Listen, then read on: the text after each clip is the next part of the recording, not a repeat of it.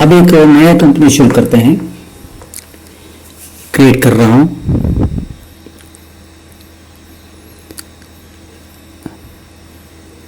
New business demo होगा इसका, new business company इसका नाम है। स्टेट तो मेरा ही स्टेट, सेव किया। अब सेव करने के बाद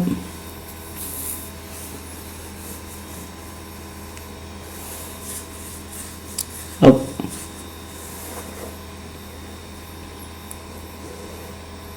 इस कंपनी में हम क्या करते हैं, हमारे स्टॉक से या परचेस करने के बाद आइटम तो सेल करते हैं। सेल करने के बाद हमारे पास कितना प्रॉफिट मिल गया है वो तो स्टॉक स्टेटस में आपको देखने के लिए मिल जाता है।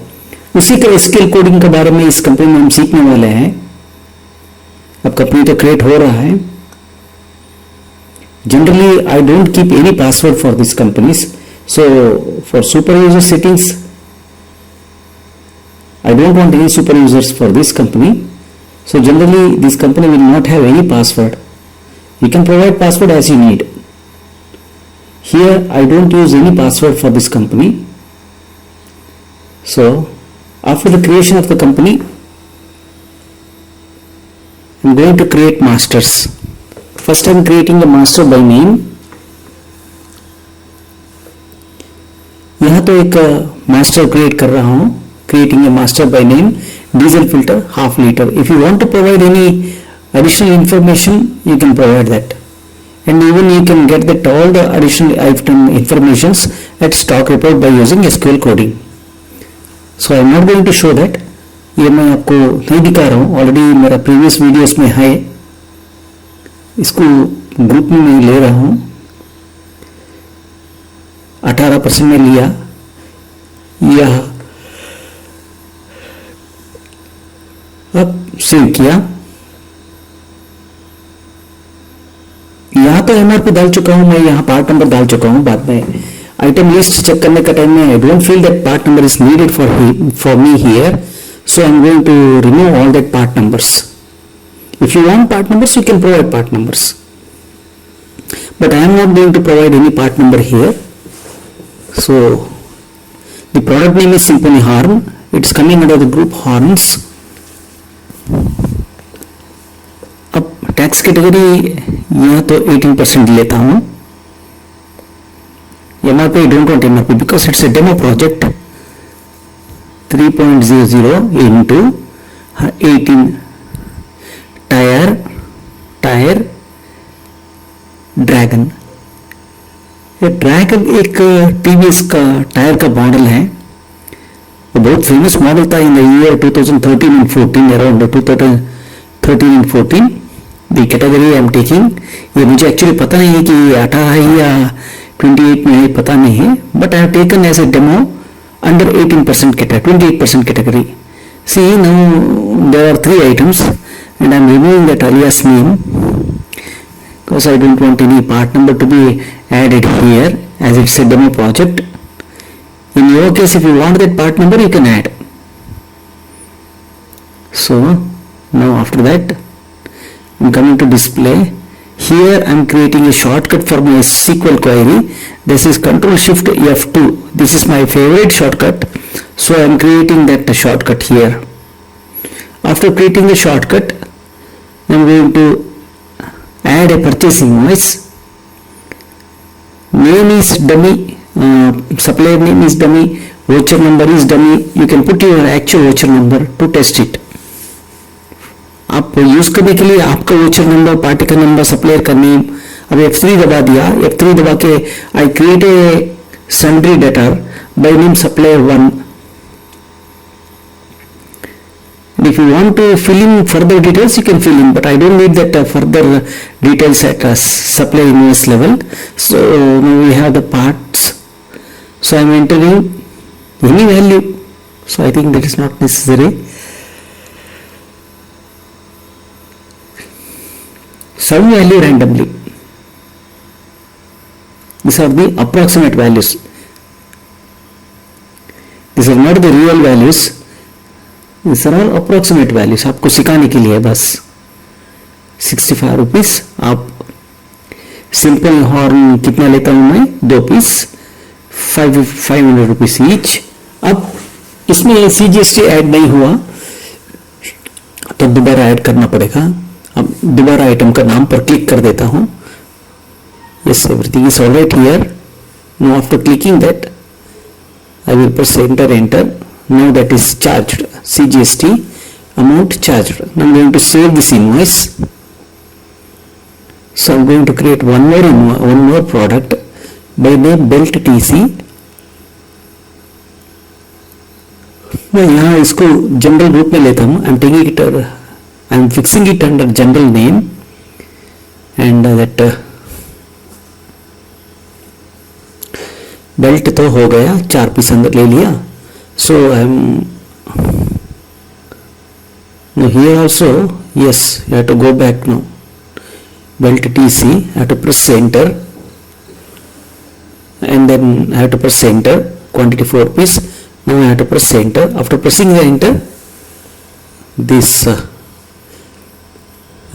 tax item got added. Now I am going to display Ctrl Shift F2. I am pressing Ctrl Shift F2. Now adding a query by name master1. Here select name from master1 where code is equal to sorry. Here select star from master1 where master1 dot master type is equal to 6. ये query मैं item देखने के लिए कर रहा हूं। So after seeing this query I do get all the informations that are necessary with this connected with those items.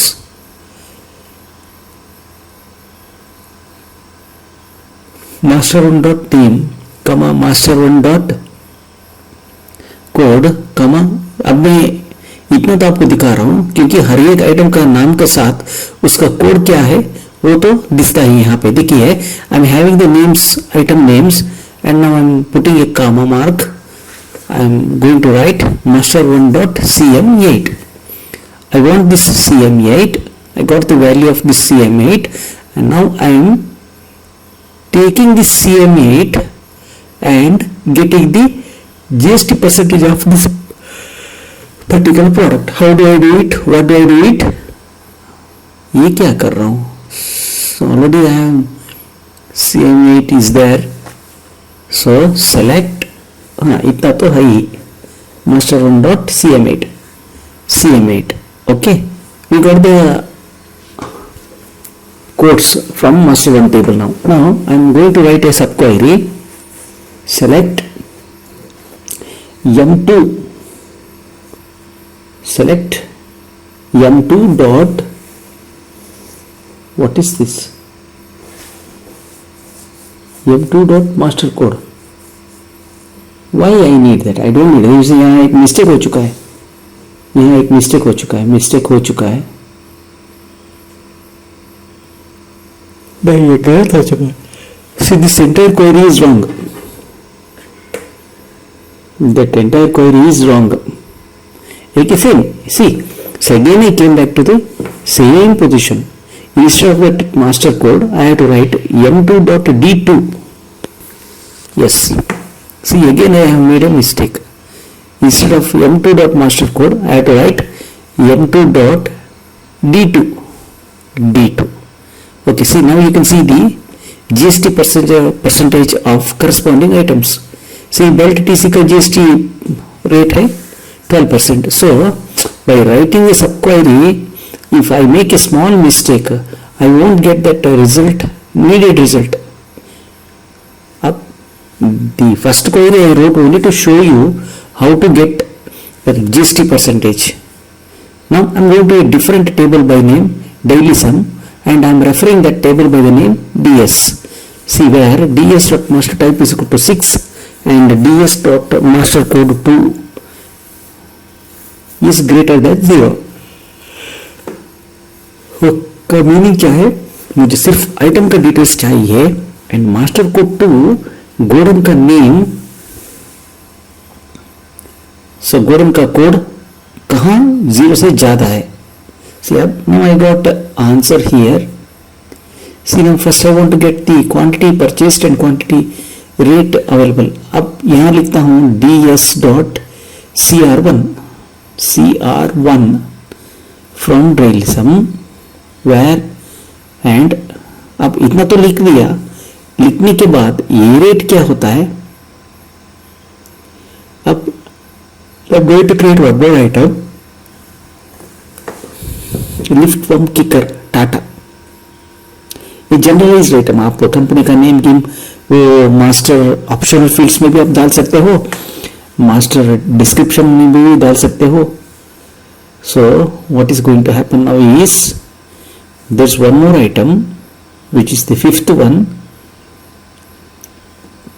Okay, अब इतना आने के बाद अब तो आगे बढ़ता हूं and ds dot dr1 is not equal to 0 and शायद गलत है, ये कोड ही गलत हो गया, एंड तो निकालना पड़ेगा। ओके,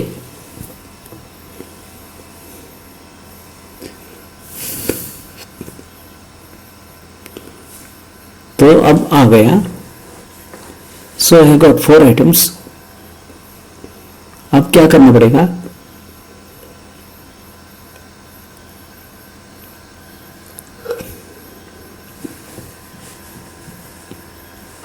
अब तो मिल गया है। अब तो अल्टरनेटिव आइटम का चला गया। So in this case alternative item and main item both are same and उसके बाद अब लिखता हूं आगे add ds dot dr1 is equal to 0 and ds dot dr2 is equal to 0 and ds dot dr3 is equal to 0 dot dr3 is equal to 0। ये क्या है, 0 equal to 0। Okay, ठीक है। अब क्या है, वही टेबल आता है, दूसरा टेबल तो नहीं आता है। The condition is already proved, so that is dr1 dr2 dr3 वो सब कुछ ब्लैंक है। अब यहां लिखता हूं CR1, वो तो आइटम मेन लिस्ट पे आ गया हूं। अब रन करके देखता हूं तो quantities I got the quantities. Okay, where, अभी ये नीचे लाइन में लेता हूं, वेयर एंड ऐड कर दिया, where select name from master 1 where code is equal to ds dot master code 1 bracket close करता हूं। उसके बाद लिखता हूं is equal to @p1 @p1। अब तो ds डॉट मास्टर कोड 1 लिख रहा हूं which is equal to @p1 @p1। अब ये क्या होगा, ये क्वेरी तो अभी भी परफेक्ट नहीं होगा, क्योंकि order by ds dot date descending अब परफेक्ट हो जाएगा, डेट डिसेंडिंग। ठीक है, अब जैक को तो मैं डिस्प्ले में आता हूं, स्टॉक स्टेटस पे जाता हूं। जो अब स्टॉक स्टेटस है उसका एडवांस्ड फॉर्मेट में जाता हूं 34, क्योंकि अगर बीच में आपका ट्रांजैक्शन एंट्री अलग हो तो वो नहीं दिखेगा। इसके लिए देखिए, I have 1 item with 0 stock. अब यहां आता हूं, आके बोलता हूं न्यू डिजाइन। अब क्वांटिटी ब्रैकेट में परचेस्ड, ठीक है, it should be A number. अब चेक F1 आइटम नेम कहाँ है, वो F1 में है, वो F1 को दे देता हूं, सेव कर देता हूं। अब नया से क्वेरी रन करके देखता हूं, न्यू डिजाइन में आ गया। अब देखिए, this is the quantity actually purchased. In this case, the default value and quantity purchased are being shown there, but For the left one kicker here on the screen, you can see that quantity already purchased is 0, but existing quantity is there. अब ये query लिख चुका हूं,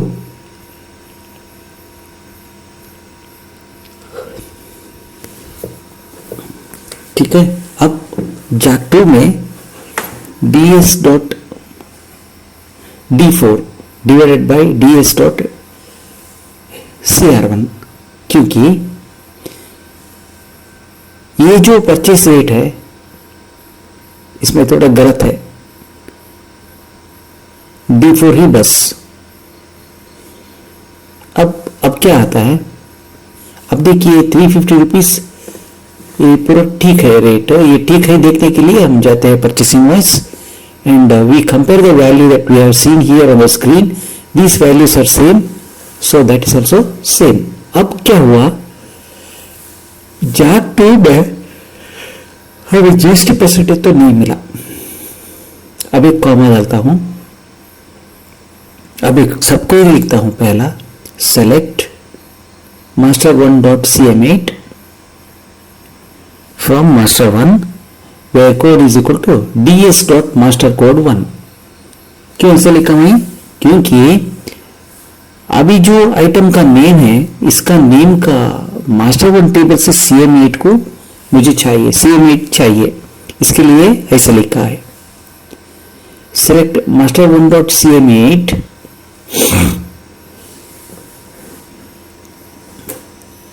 from master1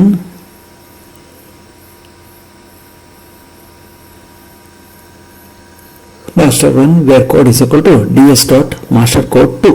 बहुत सारा आदमियों को ये क्या हो रहा है बोल के समझ में नहीं आता है, लेकिन जो मैंने लिखा है सेम कोडिंग लिखो, आपको रिजल्ट मिल जाएगा। अगर ये बैक एंड एक्सेस पे मिल चलेगा, SQL डाटाबेस को भी यही एक ही कोड है। अब लिखता हूं select m2.d2 from master support as m2 where m2.master code is equal to, अब जो आपको मिल गया है ना वही वैल्यू को इक्वल करके यहाँ राइट साइड ब्रैकेट के बाहर अब एक ब्रैकेट डाल के क्लोज कर दिया तो क्वेरी खत्म हो जाएगा। m2.master code is equal to, अब जो आपके पास रिजल्ट मिला है वही रिजल्ट इज इक्वल टू, अब यहां पे आके ब्रैकेट को क्लोज करना पड़ेगा। तो क्या हो गया, आपका पास जो आइटम है इसका GST ये क्या हो गया, यहाँ डिवाइडेड बाय 100 लिखा हूं का, ठीक है, परसेंटेज है ना इसके लिए, इनटू ds.d4 इनटू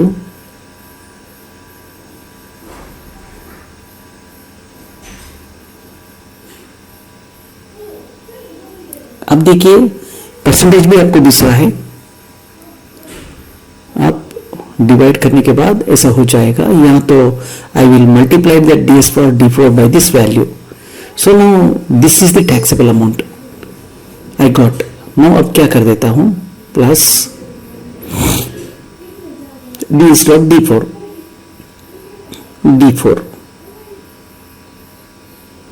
सेव करता हूं। अभी देखिए आप हर एक आइटम को टैक्स मिला के आपको क्या लैंडिंग रेट है यहां तो मिल सकता है। This is the purchase rate, okay. अब JAK1 टेबल से कॉपी कर दिया और JAK2 टेबल में पेस्ट कर दिया, वेयर के बाद पेस्ट कर दिया। अब कस्टम क्वेरी को लेके जाता हूं, जाके मेरा रिपोर्ट में ये वाला परचेस रेट ऐड कर देता हूं। कहां पे ऐड कर देता हूं, क्वांटिटी परचेस के बाद परचेस रेट तो ऐड कर देता हूं। अब आएगा purchase rate, purchase rate position कहां पे होगा, after U1 it will be a number,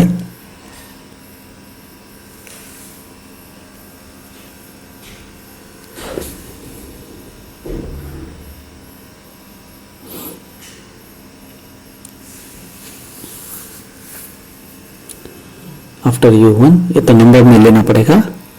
अब JAK2 एंड इनपुट नेम कौन देगा पैरामीटर में, F1। अब लिस्ट तो सेव कर दिया, सेव फॉर्मेट हो गया। अब प्रिंट प्रीव्यू में देखता हूं, देखिए आ गया।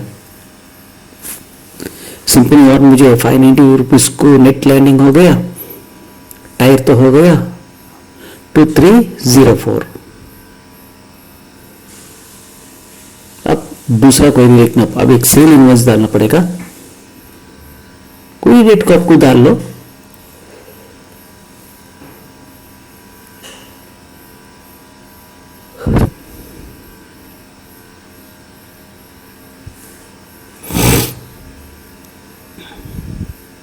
एक पार्टी का नाम, मेरा नाम मैं बना रहा हूं, सन्ड्री डेटार।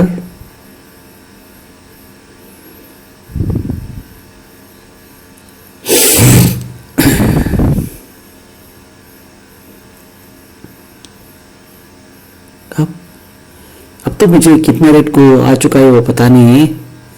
यहां तो 1800 है।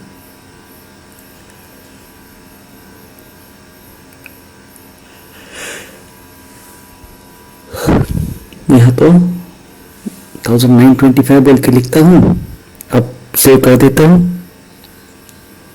अब first of the quantity saved, control shift F2 दबा के आता हूँ। अब जाक 3 लिखता हूँ।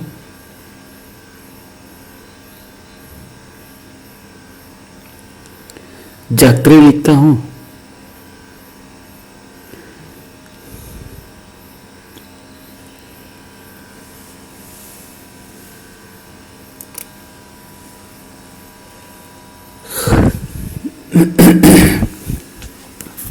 as bs.master type is equal to 6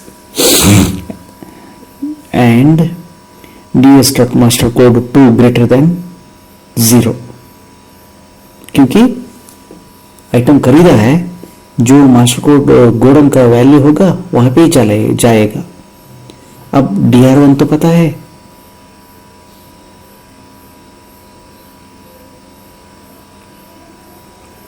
अब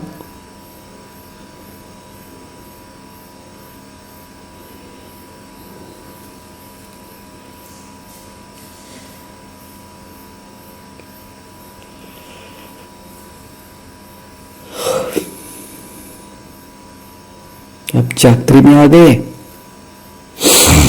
अब सब पता चल गया, हमें CR1 CR2 CR3 की जरूरत नहीं रहता है।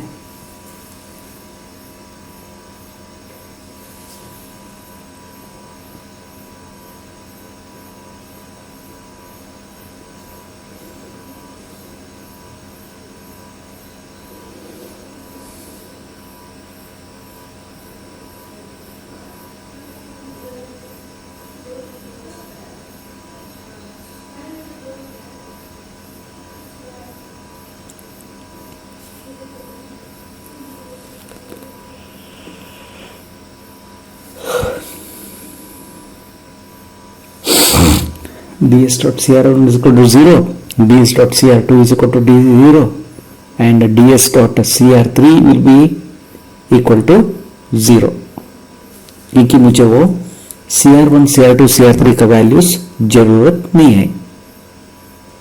अब इतना होने के बाद तो मुझे ये की आइटम सेल कर चुका है, उस आइटम का सारा डिटेल्स तो यहां तो मिल गया है। अब क्या कर देता हूं, अब यहां पे आता हूं, यहां पे आके ds.dr1 ये क्वांटिटी अब तो आ गया।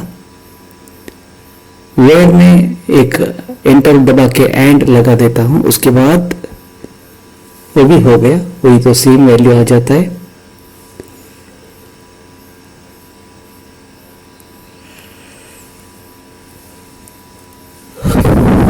अब पेस्ट कर दिया। अब एक गलती हो गया यहाँ पे, ऑर्डर बाय डीएस पर अभी तो लिखना था order by ds dot date descending लिखना था। ये कि यहां के लिए तो ठीक रहता है, लेकिन क्वांटिटी सोल्ड, या तो ये विकल्प डालना पड़ेगा।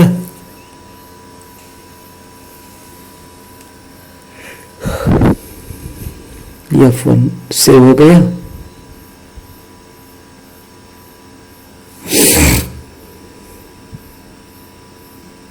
अब क्वांटिटी सोल्ड एक पीस है, एक पीस आया था, एक पीस चला गया। अब जो चला गया वो रेट में होना है ना।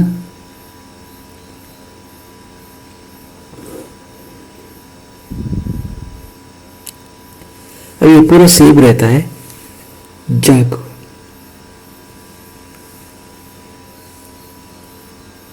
जाग 3 में देखिए यही गलती था, वो गलती मुझे पता चल गया। अब यहां लिखता हूं order by ds dot date descending. अब सेव कर देता हूं।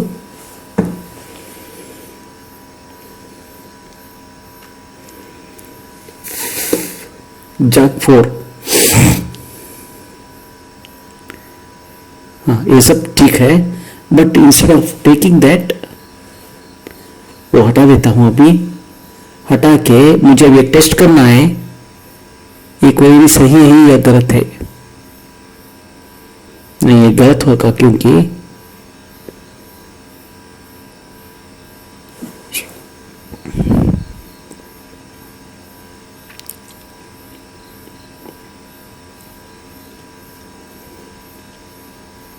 ओके ठीक है।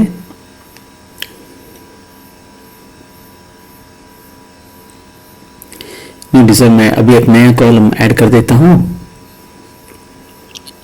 Cell rate.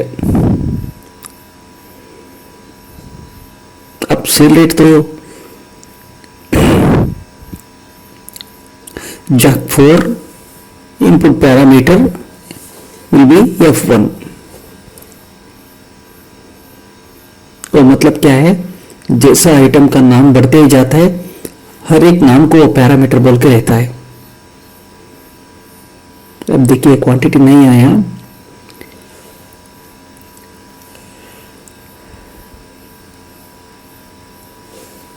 अब आएगा क्वांटिटी ds डॉट d4। अभी ds डॉट d4 को GST तो ऐड करना पड़ेगा।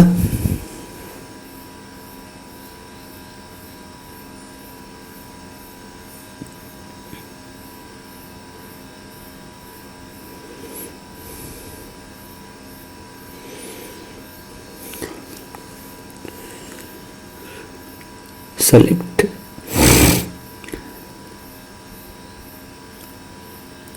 अब उतना तो हटा देता हूं।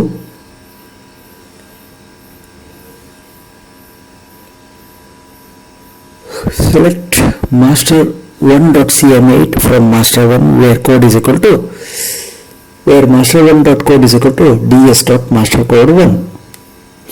इतना लिखने से ये टेबल का मुझे cm8 वैल्यू मिल जाता है। उसके बाद मैं मास्टर सपोर्ट टेबल में जाके यहां का कोड वैल्यू को ले जाके मास्टर कोड टेबल में देख के वहां से मास्टर कोड टेबल से मैं जीएसटी परसेंटेज उठा लेता हूं।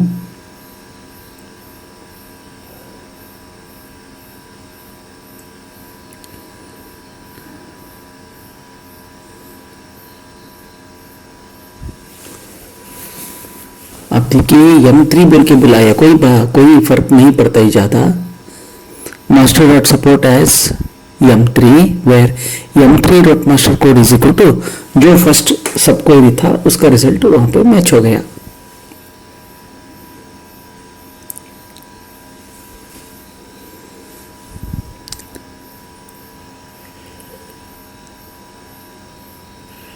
%.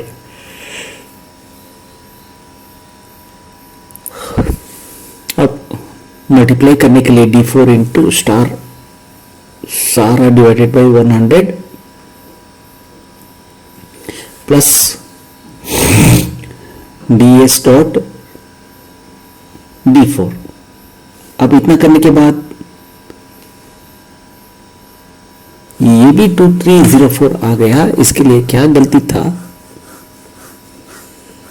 ds डॉट dr3 करना था, मैंने गलती से ds डॉट dr1 कर चुका है। यही वही गलती है।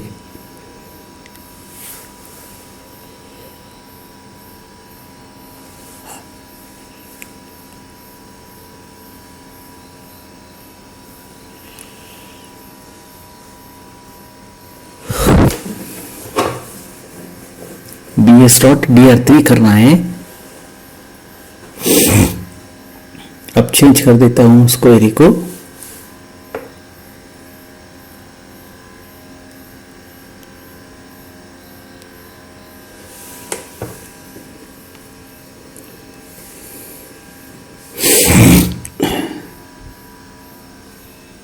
अब कुछ नहीं, ये प्रॉब्लम माइनर है।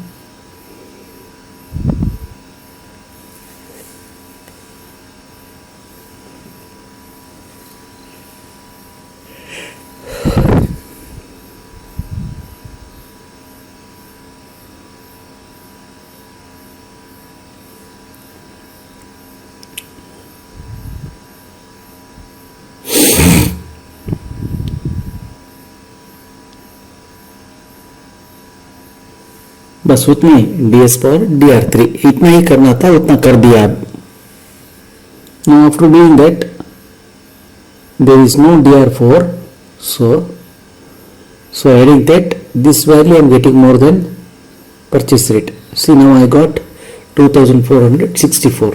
Now I want to show you profit. There is no need to use any SQL query, just write formula addition. वो क्या होता है, U4 minus U2 multiplied by quantity sold.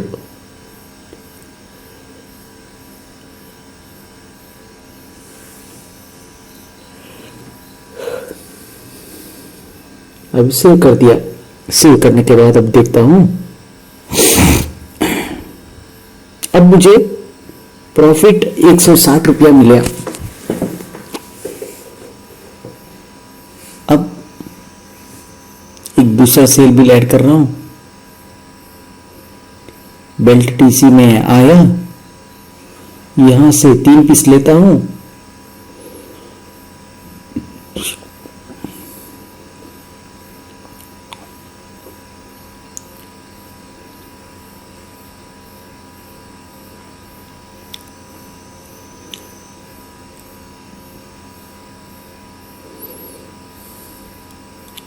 अब परचेस तो 350 है,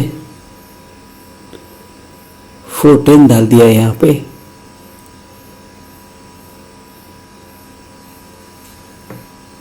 अब स्टॉक में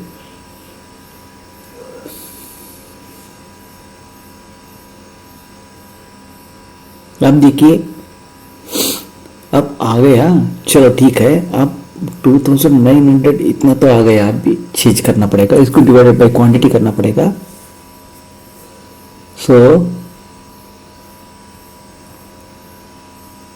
सारा सम को एक ब्रैकेट के अंदर लेता हूं, उसके बाद डिवाइडेड बाय ds.dr1 बस। अब देखिए 459 रुपीज 20 पैसा को सेल हो गया बेल्ट एक पीस। एक बेल्ट से नहीं, यहाँ पे है क्वांटिटी है 3 पीस, 3 पीस बेल्ट से 20160 मिल गया।